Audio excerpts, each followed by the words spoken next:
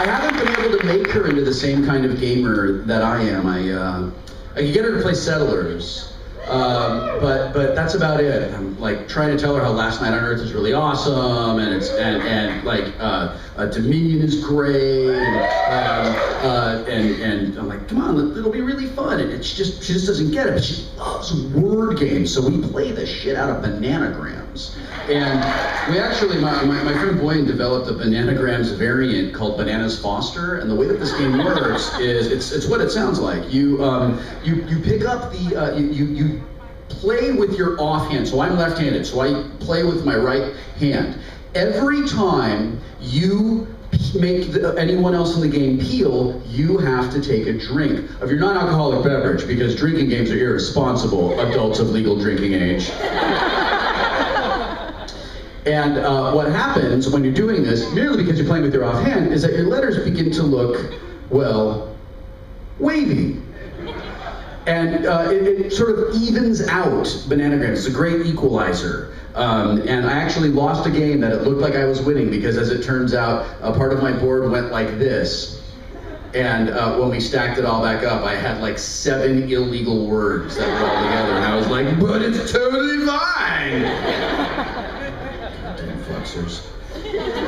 So this is another story about my wife and me. When I was younger, I told a lot of stories about raising our kids. Who are Anne's kids, who were my stepkids at the time, and now that they're grown up, I don't really tell as many stories about them and about raising them, and I find myself enjoying and then writing stories more about the two of us living together and having the house to ourselves, and not, I know, right, and not, just sort of not being responsible for, like, feeding and clothing children all of the time.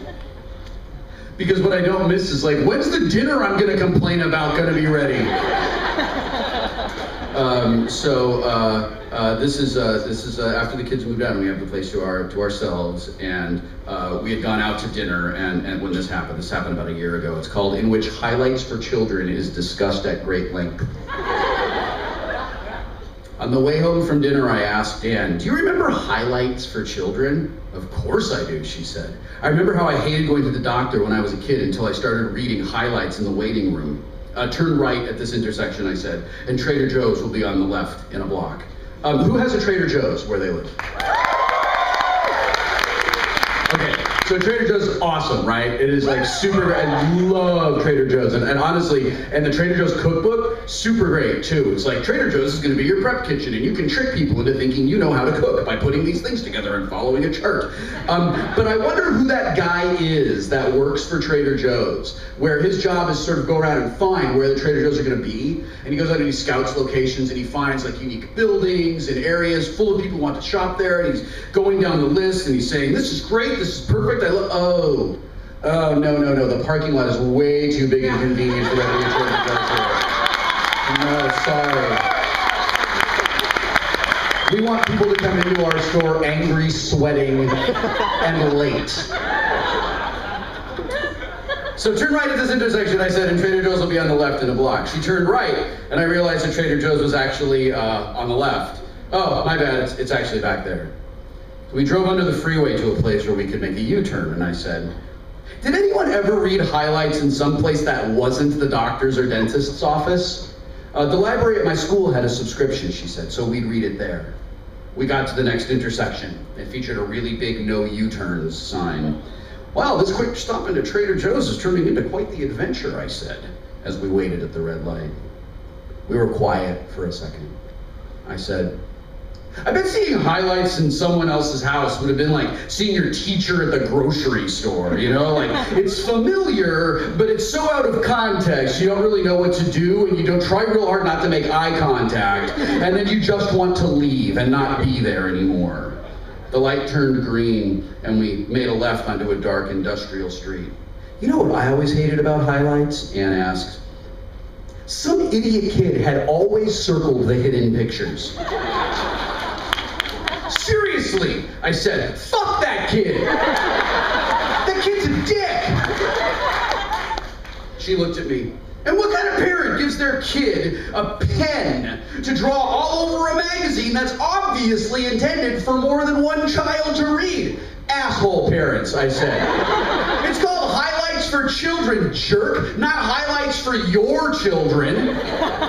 Because doctors' offices don't exactly have a lot of pens just lying around in the waiting room, she said. She pulled into a driveway about halfway down the street and turned around. Exactly, I said. Some mom had to go into her purse, dig around the used Kleenex and that gigantic, weird kind of checkbook wallet thing that moms carry, and find the pen. We turned back toward Trader Joe's. I raised my hands over my head as we went through the freeway underpass. Whee! I put my hands back in my lap. I mean, there's a lot of time for her to think, hey, maybe we shouldn't be giving little Johnny Fuckface this pen to ruin the magazine for all the other children. I'm sweating up here. We turned to the tiny Trader Joe's parking lot and parked the car. As we got out and walked in, I said, Highlight should have done Goofus and Gallant about that. Anne turned around. You have spent a lot of time thinking about this. It is what I do. The end.